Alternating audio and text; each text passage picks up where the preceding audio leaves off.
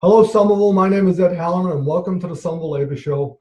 As you can see, we are still broadcasting remotely, and we have been doing that since the pandemic came in early March. We're working on a series of shows that are related to the coronavirus that's incredibly important to all of us, and hopefully you've had an opportunity to watch most of them. We do broadcast on Somerville Media Center, on Channel 3 locally in Somerville, as well as on YouTube. We have our own YouTube channel. You can easily subscribe to us if you'd like to do that.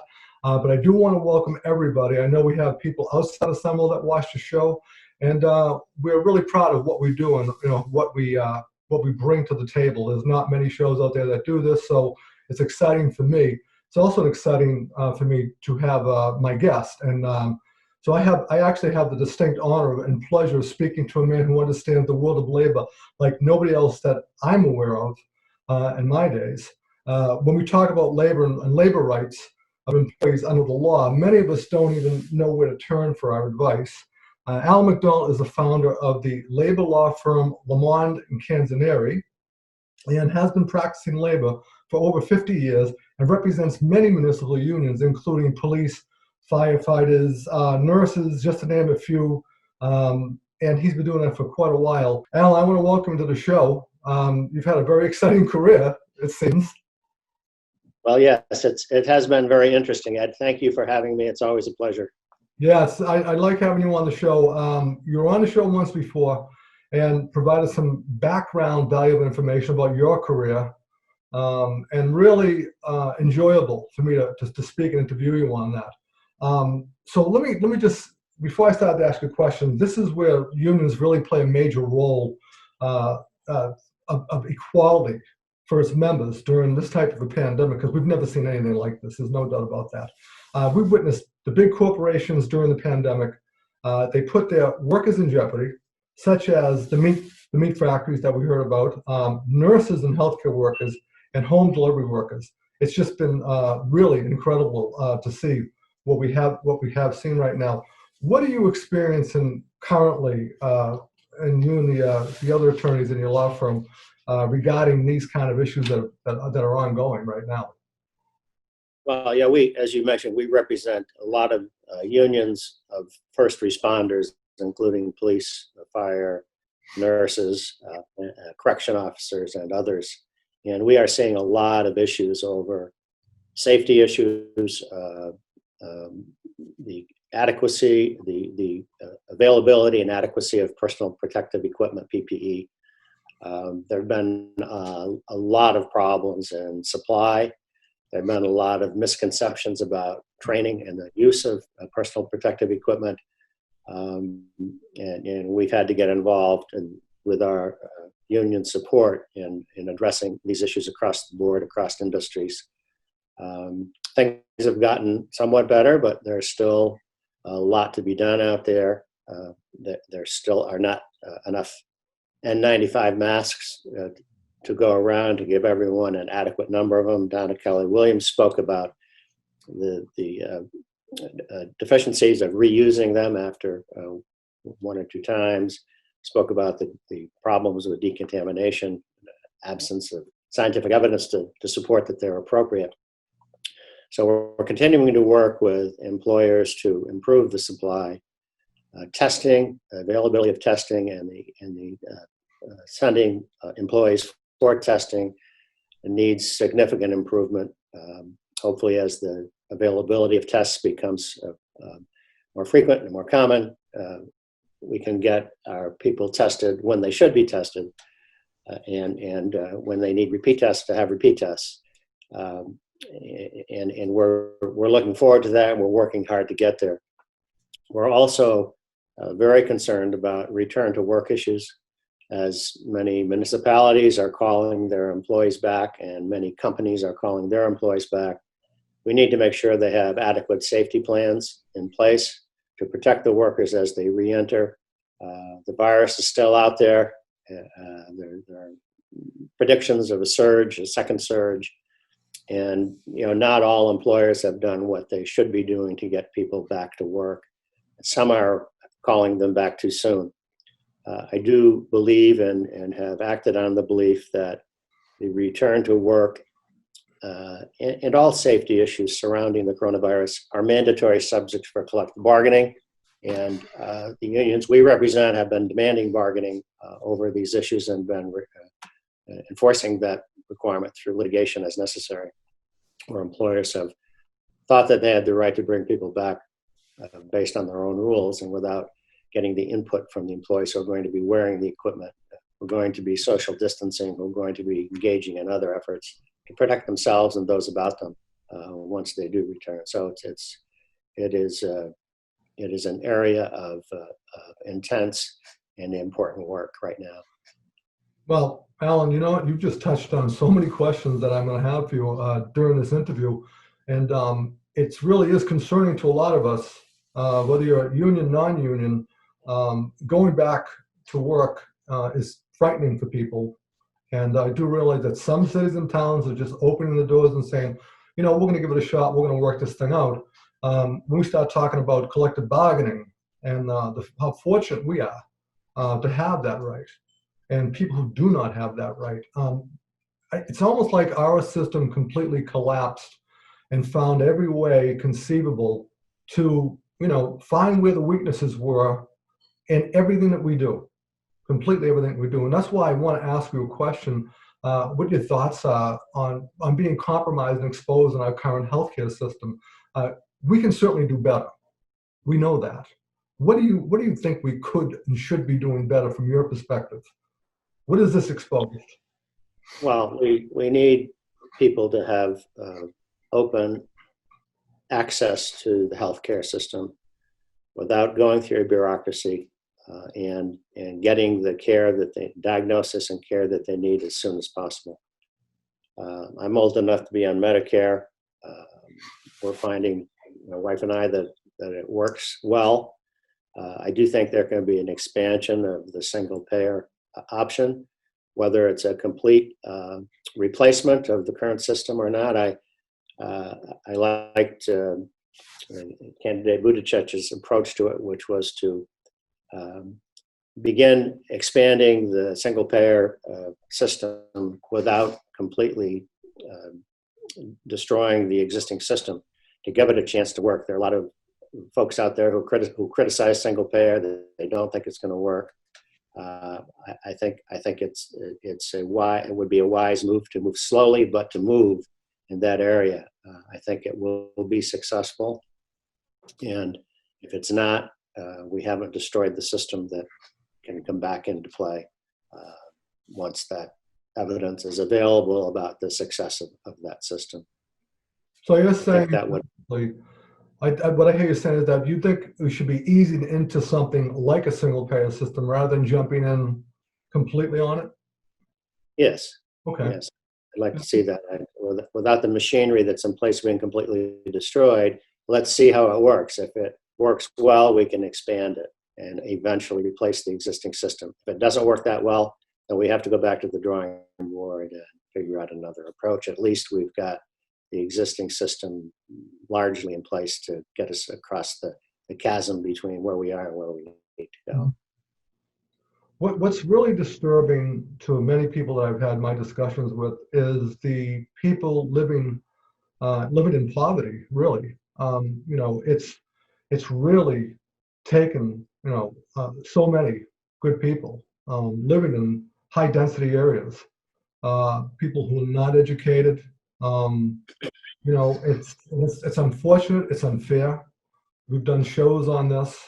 Healthcare, to me personally, is my number one priority now, because it always was, but it's changed for me personally. And I do believe in the something that we had just discussed about Medicare single payer system, something that puts people who are doing well and people aren't doing so well on equal level playing field. And maybe we can get healthy. We get more people healthy and avoid these types of pandemics. That's just my thought on that. What about, you're going to be litigating? I have to believe you're going to be litigating over a lot of these problems that have been going on, because I'm sure you're fielding many calls. And you know, these hospital administrators, I'm not trying to make anybody out to be the bad guy, but since I'm talking about hospitals, because I interviewed Donna Kelly Williams about this, what I know that they have a license. I know they must do their job, and they're heroes. They're all heroes. All these frontline workers. We all know that they're out there working hard. Um, is there a way to get the administrators to, stop violating and, and let's get something done now and work for everybody rather than, going down that arbitration road? Well, I mean, obviously, you would hope that through collective bargaining, we could help better prepare for this type of emergency in the future. Most collective bargaining agreements have safety committees, joint labor management safety committees, in which the unions and the employers can get together and talk about safety issues, try to predict where the world is going, and to better prepare for it. Better yet, many unions have clauses in their collective bargaining agreement that say the employer will provide a safe and healthy workplace. And those are important tools to be used both to as leverage to force employers to be ahead of the problem, and also if they refuse to get ahead of the problem, it is an opportunity to enforce the safety terms of the contract and to require the employer to do things that it may not want to do. Another thing is that there is an agency in Massachusetts. It's in the Division of Environmental Health. It's a subdivision of the Department of Public Health. They will do surveys upon request. If you have a union in your place, the unions can demand that can request a survey be performed, health survey, whether it's mold, whether it's coronavirus preventive measures, or any other airborne illness problem or otherwise. They will come in and do a survey and make recommendations to the employer that are enforceable if the employer refuses to acknowledge the existence of problems. So that's available to both union and non-union employees. And I think it's something that people should be aware of if they can't, through the power of speech, get their employer to react to conditions that are unsafe or unhealthy. That's something that we will put that link up. We'll get that link. We'll make sure it's up on the show. Valuable information. Is that for union and non-union people, Alan? Can both? Yes, and for every citizen in the Commonwealth, every worker has access to that. I'm not predicting that in every case they will find problems or even necessarily find a need to survey, but very often they will, and it has been helpful in the past to our union clients when called upon. Oftentimes when people have this, it's basically a whistleblower in a sense too at times, because people do get concerned and they're afraid to come out and, be the one to stand up. And you've seen so much of that over the years. Everyone has seen that.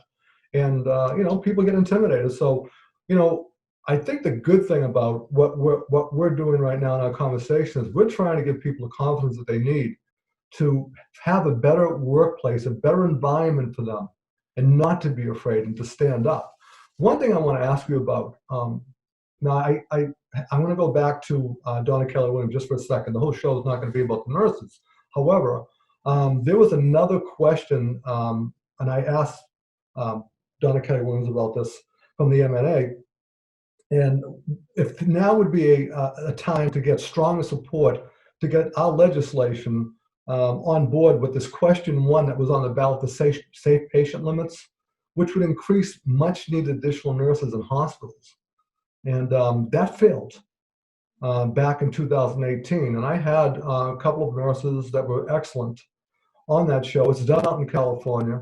And now more than ever, I see a need for more nurses. I mean, we could be saving more lives, getting better health care. And I think this is all connected. What are your thoughts on something like that coming again? How do you feel about that? Well, I think even though the effort failed last time, I think it was an important discussion. and maybe let's call it the beginning of the discussion, because it did focus on the issue. The Hospital Association, did its job with heavy financing to confuse the issue and to, I think, confuse the voters. It will resurface, and it should resurface. Nurses under their license have an obligation to protect the patients that for whom they're taking care of, and they can do so, without fear of retaliation, and particularly in a union environment, without a fear of successful retaliation. Let me put it that way, because union contracts also provide strong protection. Massachusetts is also covered by OSHA, the Federal Safety and Health Organization. Unfortunately, it's so widespread and engaged across the country that it's not always as prompt as we would like it in getting into a facility and enforcing the rules. But that is available to employees in Massachusetts, both the private and the public sector. And it does have a no retaliation provision in it. So employees who make complaints under that can be protected, by federal law in doing so. So we do have to, and I think, people see the nurses standing up for patients, and I think that gives them strength to do so as well, and in their own employment setting, whether it's nursing or some other profession. We do need people to be whistleblowers if necessary, to have the protection to come forward and identify problems so that they can be fixed. Yeah, there's a lot of that going on right now with whistleblowers, and we're all very concerned about where we're going to be going with this, with our government, and so many problems that are ongoing right now. And I always have a strong opinion, as you know, and my feelings have always been that we need to work it from here, from our end. I have had conversations, some will stand together, some will Labor Coalition, the SMEA. We spread out as far as we can, and to have conversations about these things and get more people, more groups involved with all of this, so we can come together as one, as a group. And if we can get something done in Massachusetts, really, that's really, I think, a start. I think we really don't have control of what happens over the entire country. But I think here, it's a great state, and I think we can get something done here. I'm very confident about that. You mentioned testing before, and there's so many people right now that haven't been tested. Going back to the workplace, yes, it's going to be frightening. How do you see that playing out, and have you already seen some of it that you're concerned about as far as testing goes for employees going back to work? Well, there have been problems with the testing, both in terms of a lack of enough testing. There have been problems with some of the tests that have been put forward by commercial organizations that are trying to cash in on the provision of those. The FDA has rejected some of those tests, and as it should. So we need to continue to make sure we get a increasingly available supply, and need to make sure that the tests are as accurate as possible. Nothing worse than false negatives or false positives. So, unfortunately, it takes some time to make sure that the testing is top shelf, and that it's proven to be top shelf, and then it is produced in enough quantities to get to us. I do think it's improving. I do think it will improve more. I think the government is focused in on it as one of the important elements of return to work. I just haven't seen it where it needs to be yet. Okay, so let me give you a scenario. An employee goes to work. They show up here. She shows up for work, and they're given a temperature check, and maybe they're sent home because they're showing some symptoms, and they don't have union protection, or maybe they do have union protection. Either way, can an employee end up on unpaid leave? Or is there... They can. They can. The Family First Act, that's the first stimulus package that the federal government passed, does provide some protection if someone is sent home because of the fear of with symptoms of the virus or concerned about whether they have the virus or if they have the virus. There are 2 weeks of emergency leave available to some, but not all Americans under that act. It's available to private sector employees if the employer has fewer than 500 employees. It's not available to employees of employers who have more than 500 employees. It is generally available in the public sector to municipalities, although there are some rights that the municipality has to exempt first responders and other essential personnel from the coverage of that act. Where that has occurred, the unions have filled in the gap by negotiating for the parallel provisions wherever possible to provide that same amount or better time off without loss of pay or deduction from your benefit accounts. Nonetheless, there are still a large number of employees who, unless particularly non-union employees, it has to be at the generosity of the employer to provide so-called COVID days or days outside of your own benefit accruals, so that you don't use those up in the short term. Some of them are very generous and some aren't. I guess that's the way to put it. I do think that this whole thing is, I think, perhaps igniting some interest in non-union employees who see the protections that their union brothers and sisters have that they don't. And it may fuel some increased union organization across the country. I do think that's a distinct possibility. So with that, you perfectly moved into my next question. I appreciate the lead-in. And one of the things I want to talk about is we would have, the union has the ability, as you said earlier, to it's basically impact bargaining, I would have to believe, when it comes to newly implemented safety rules that we believe may require to be bargaining. Am I correct?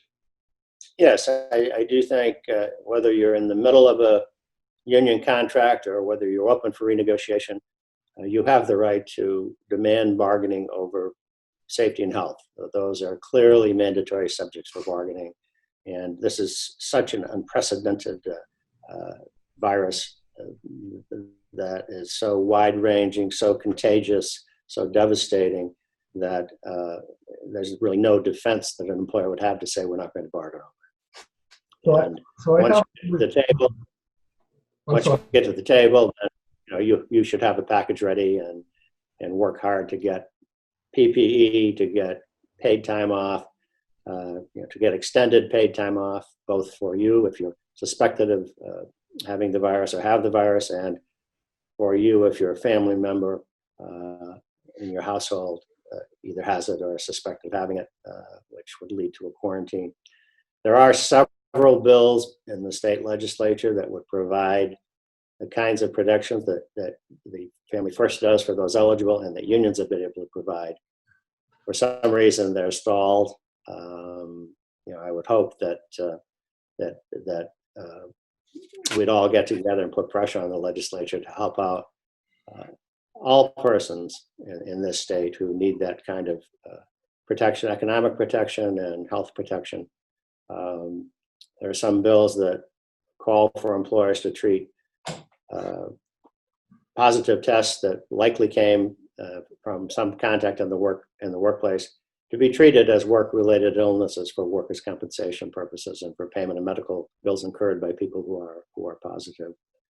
These are, I just hope that the legislature moves forward, and perhaps some of those of your listeners who have legislators that they know, because this would help both union and non-union folks be able to get through this virus without destroying them. I have to believe there's going to be some expansive language now in union contracts when it comes to not just COVID-19, but these pandemics seem to be coming rapidly now, more than ever before.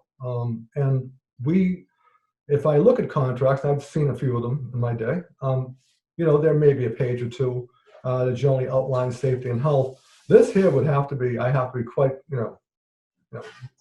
spot on with some language that we need, some really strong language to really, exactly what you have just recently addressed.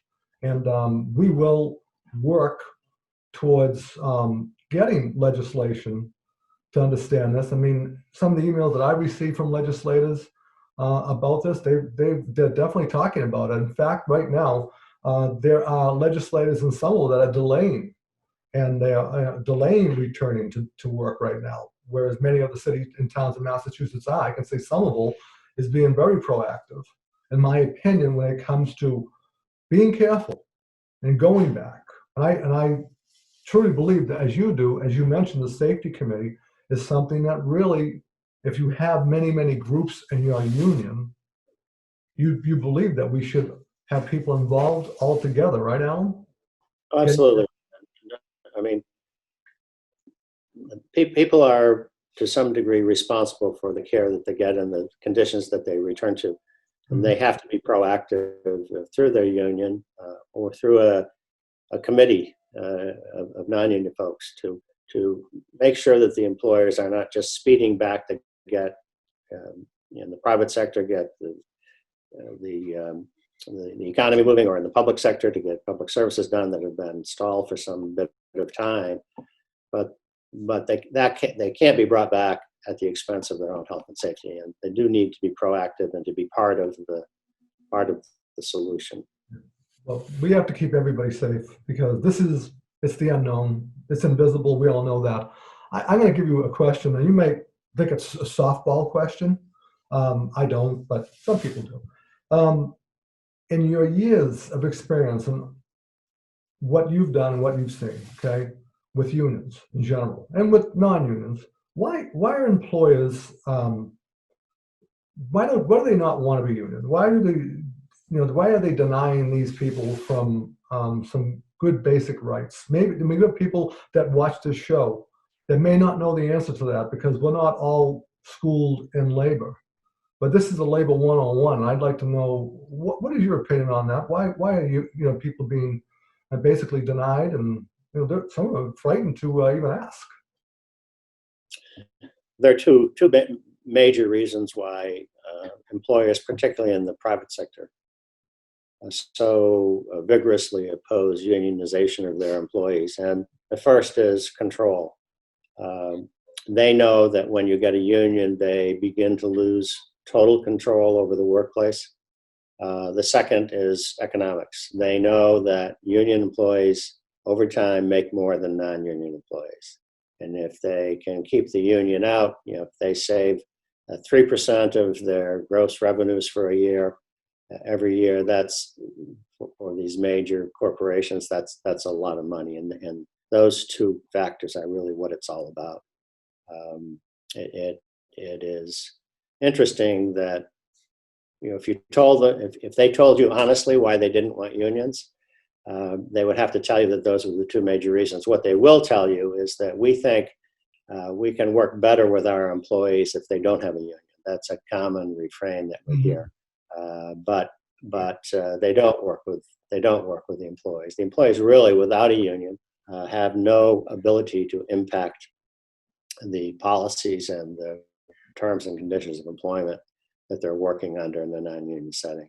They can make suggestions, they can plead, they can beg, they can demand, they can walk away, but they don't have the power that a union does, which is the ability to force the employer to the bargaining table and the ability to require the employer to bargain in good faith to agreements that will be helpful to unions. And that's been the dilemma all along for unions, organizing unions to organize employees. That's the two catch words that we hear and see all the time. Well, and by no means are we suggesting that all non-union employers are bad. No, not at all. And quite frankly, if they're not bad, then fine. You don't need a union. I'm not saying every employer, every company, every entity should have a union, but in most cases, the generous employers who include their employees in decision making and who share more heavily with the economic rewards are ones that are fewer and far between. So I can give you one. And Market Basket, for instance, there was a strike that went on, and a fight between the family and all that went on, and that ended pretty well. It seemed to me, for the employees. They had a lot of support from unions, and a lot of people really would have loved to have had them as members, and they chose not to do so because of their belief in the owner, the president of Market Basket. So those things do tend to, and that was a happy ending for them. And it seemed to me that they have a great product, and that was one thing that I can think of anyway. Yeah, that's a remarkable abnormality. Let me put it that way. I was very impressed with those employees, how they stood together, supported the person in the management who had supported them, and that's all good. Yeah. So I have a quote from a Jared Odeski, and it was published April 6, 2020, and it's "What do unions do in a pandemic?" So here's what this gentleman wrote, and I thought it was pretty good. I thought it was worth mentioning here as a couple of paragraphs. It says, "With union power on full display, non-union workers have started to organize. In just the past week, Instacart workers went on strike to demand protective equipment and pay increases.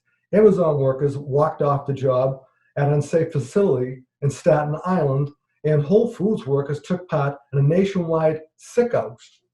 In exceptional times, employers have responded with standard playbook. Amazon promptly terminated the lead organizer of the Staten Island protest.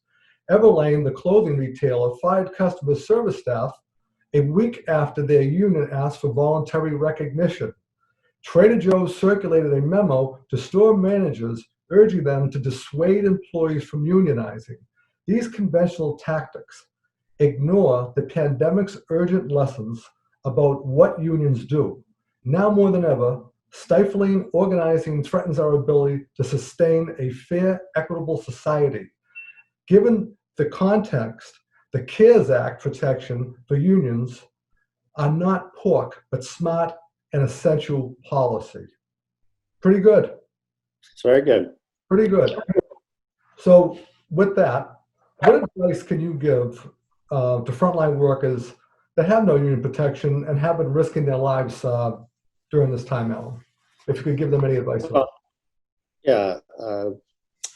I think first they should understand that they do have some protections under the National Labor Relations Act if they're private sector employees, and under Chapter 150E, the Massachusetts collective bargaining law for municipal workers. They are entitled to band together without a union and to go on strike, as Market Basket did, or to otherwise demand reforms from their employer.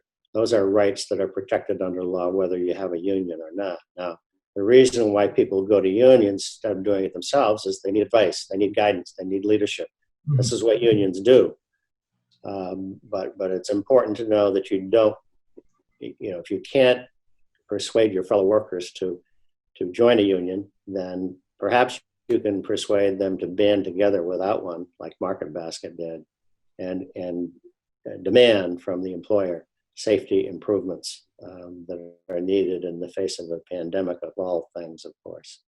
And they, if their employer retaliates against them in any way, they can walk down to the National Labor Relations Board and file unfair labor practice charges against their employees, even though they're non-union employees, to get the help of the federal government and overcoming the retaliation, getting their job back if that's an issue, or otherwise requiring the employer to refrain from retaliation for those efforts. And you have to be very brave and very strong to pursue these types of avenues there, because it is difficult. What does it take for frontline non-union workers who are suffering greatly to unionize while they're risking their lives at the same time? So this pandemic, like I said at the very beginning of our show, in my opinion, this pandemic has just brought out, of course, a lot of bad things, horrible things. We know that. But it's going to have to do something that's going to make us better at what we do and make us safer in the long run. Do you believe that we'll now see a surge in workers petitioning to become unions? I do. Hard to say how successful they'll be. I do think there will be many that will be successful. And part of it again is it's easier to organize in the public sector because there's no it's a political process rather than an economic process, and there are still employers in the public sector are still interested in control. They're still interested in controlling their budget, but they don't show the kind of vigor that private employers do in opposing unionization. So if you're a public employee, there's no reason in the world why you can't find a good union to be your bargaining agent. If you're not in a union, find one. It will make you more money over time. It will give you more input into your working conditions over time, and it will help, as you say, protect us better and all of us better in the future. In the private sector, it's harder to organize because of the money that the private employers can put into opposing unionization, and the process is sometimes lengthy to get an election through the National Labor Relations Board and to get a contract after a successful election. But what's happening now is those who have it, that is, they're in unions and have protection, those who are not in unions and don't have protection, is going to be a driving force to increase unionization across the country. I do believe. So that leads me into a question I wasn't even going to ask, but I'm going to ask it now. I'm glad you said it. These gig workers, the Ubers of the world and all of them, who thankfully, I think the stimulus package is helping them as well. I believe, I hope. What are your thoughts on that? As far as do you really believe that these people are not employers? I mean, or do you believe that they have some rights to employment under the law and not this private contract that you can just kind of like say, look at, you're over there. How do you feel about that, Alan? Well, right now, the law is not designed to protect those folks. It's hard for people working in the gig economy to prove that they're employees rather than contractors. I do think a step in the right direction was taken by the federal stimulus recognition of contract workers and gig economy workers, because it does cover them, even though under the technical law they're not employees of the entity that they're working for. They do get the protection of the emergency days off and the expanded family medical leave. I think that's an important recognition, and we're going to see more of that over time. But fundamentally, Ed, to answer your question, the law has to change. The law has to provide them more protection. It has to ease the proof of employee status because it is really a fiction that they're independent contractors and not employees in many cases. Yeah, it's for me, in my opinion, it's completely unfair. But I guess if you know what you're getting into and you do it, you know what you're getting into, and that is the law. So until somebody changes on that. Doesn't mean you have to live with it, as you know. No, I agree with you on that one. I really do. But I'm just, it's there's a lot to cover, and it's amazing. So I'm going to get into another thing here about a new poll that was taken about Americans seeing big power and balance in the workplace. And this is from a gentleman by the name of Steve Greenhouse. We always have to quote because, I didn't write this, but when I find these tidbits, I like to have them there. It was published on May 14th. It says, indeed, for many Americans, the COVID-19 pandemic has shown a harsh spotlight on how bad things are for millions of American workers and how pitifully little voice they have at work on matters as fundamental as safety on the job and sick leave. Essential workers, as well as many other Americans, agree that something is badly awry. There's a sense that far too many workers have too little voice and too little power at work. And it's really interesting. And I wanted to go through that whole thing with you because, this is really what's happening. And can I just tell you, this isn't an infomercial for unions, okay? That's not what we're doing here. This is education That's basic education for some, maybe for some people like for me, some of it, but I'm learning a lot as I go along. It's invaluable information that we need to have here. What are your thoughts on that, Alan? Well, it's it's a major issue. Really, quite frankly, up until today and beyond, in the near future anyway, the only way you get power is through unionization, unless you're a market basket worker and you figured out how to do it. Mm-hmm. The problem in the past with employees forming committees that are non-union committees to try to have a voice in the operation of the company is that often the companies have helped form those committees and have placed persons on those committees who it knows it can control. And although in name they're supposed to be speaking for the employees, too often they've ended up speaking as the employers speaking through the committee members, supporting the employer's own goals rather than the goals of the employees. It's a difficult question. I don't know what the answer is. I suppose, when jobs are scarce, individual employees can make their own demands for improvements, and with the threat of leaving the employer if they don't get them. And when the economy is bad, and it's been bad for a while, it's not a good time for employees to step out and try to improve themselves without protection of the union. Well, you've certainly led me into another question, Alan, and I didn't plan it this way, but it is. If you're talking about money and stimulus and finances, my next question to you is, and we've seen a lot of this over the years, a lot of pain being dealt out when the economy, hits rock bottom, 2009, 10.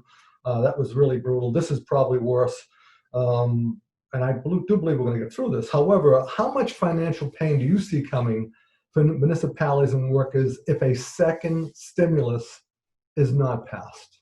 I know that there's something going on right now, as I understand it. What are you feeling about that? The federal government is considering really a fourth stimulus package. It's hard to predict who that will help and who it will hurt. I do think the states and the cities need relief, and that the federal government should provide it. It's provided it to small businesses, provided tax credits to bigger businesses, created protections for workers. But so far, there hasn't been a lot of thought given to the harm being done at the state and local levels of those economies, and the protection of the citizens and the workers who are in those local economies. I hope that the next package does address those concerns. How about this? How about the Senate, and the reps put their whatever it is aside, because this has been going on for years now. All right, we're in the middle of something here that's historic, and work for us as they were elected to do. And I know a lot of people are very concerned about that because this is a desperate situation for everybody. So we're hoping that happens, and I think it would give great relief to the cities and towns, and not because I'm a municipal employee, but because I am a taxpayer, and I am very concerned about that as well. So I'm hoping that happens, and that they can put some of their, I don't know, you want to call it, what they call it, whatever they build into these little things called pork or whatever, the little project that they Girls. Yeah, exactly. And those are some of the things we don't want to see. We're getting towards the end, but I got a couple more things I want to touch on here. This is another little thing that I pulled out. Buried on page 525, and you mentioned this CARES Act, of the recent Coronavirus Aid Relief and Economic Security CARES Act, was a small provision with big implications. Mid-sized businesses that accept a stimulus loan must pledge to remain neutral in any union organizing effort for the term of the loan. Conservative groups decried the measure, calling it a handout for unions and a gem for union bosses. Facilitating unionization, they claimed, has nothing to do with the current COVID-19 coronavirus outbreak. mid-sized businesses seeking loans under new coronavirus stimulus legislation moving in Congress would have to agree not to oppose unions looking to organize their workers. What do you think about that one? Of course, I take exception about these handouts, and union bosses is always a term that I've never quite been fond of at all. Any thoughts? That's a right-wing view of unions. Yeah, yeah. That is inaccurate. That's not to say that some unions are better or worse than others. By and large, if you have a union, you're doing better than if you work for a company where there is no union. The National Labor Relations Act has, as a matter of public policy, the support of collective bargaining between workers and the government. So that provision of the CARES Act is very consistent with the 1935 passage of the National Labor Relations Act, which has stood the test of time, up until 2020. So I suppose it is a little surprising, given the polarization that's been going on in Washington for a number of years now, that made it through. But if the employer's not happy with that, they don't have to take the loan either. So well, it's their choice. That's probably the reason why this second and third stimulus bill, whatever it is being a little concerning to both sides, because they have certain things they want to get in, and I think we need to let's focus on what the problem is right now. And if you see something over there that seems, oh, this is a great opportunity for me to get something, let's talk about that later on. And let's not use leverage when people's lives are at stake. That's just my opinion. That's how I feel.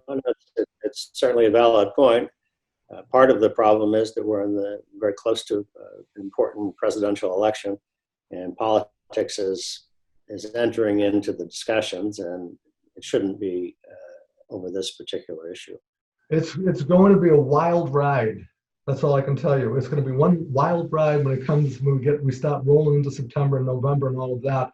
I want to close out the show, and of course I want to thank you, because I've always enjoyed having my conversation with you, and I've found out some of the things about the law, labor law, that I never thought I would even want to learn. I want to know about, but it's great to have you on the show. It's good to have this information that we get. We don't have these many discussions. We did have one earlier. We got to know who you were. Now we know who you are, and we appreciate the information that you've given us. And I'd like to have a closing statement, if I may. Unions are here to protect, and we're committed to protecting all members under their bylaws and contract. In my own personal experience with unions for over 60 years, gender, skin color, ethnic background, religious beliefs, gay, straight, LGBT are provided equality and fair contractual rights under the law for all. Under the current circumstances, unions have shown to be a very valuable asset for its members and employers during these very difficult times. Union workers and management must collaboratively, as a team now, work together for the good of the people that they represent. And no time will be better than the present. And it should be done now, and should put their feelings aside. There does not have to be, any kind of issues going on between the two. We have to concentrate on this one thing. Unions will continue to work towards that social, racial, and economic justice that we always strive for. And that's my belief, and I really feel very strongly about that, Alan. Alan, do you have anything you want to close out with? Is there anything you want to? No, Ed, I just say I endorse your statement 100%.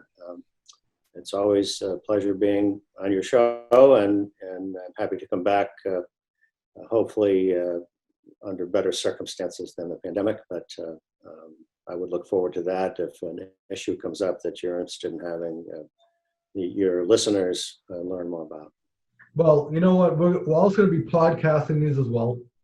And people will enjoy to have that valuable information. We will make sure that we have everything that we talked about posted up, all the websites, the permanent website with the CARES Act and OSHA and all these other wonderful things that we just had a discussion about. You know what we say with the SMEA, Solemn Municipal Employees Association, and unity is strength. And now I've got this behind me over here. When we fight, we win. And yeah, we fight, we do win. So my advice to everybody is we're going to continue to do these shows. Everybody has to stay healthy, stay safe, pay attention to what's going on out there. If something seems wrong, then take a step back, and you don't have to jump right into everything. But never be afraid to ask questions, and never be afraid to ask advice from one of the greatest attorneys that we have right here, Alan McDonald. Alan, thank you very much for being on the show, and God bless you and your family, and hope to see you soon. Thank you very much, Jeff. Appreciate it.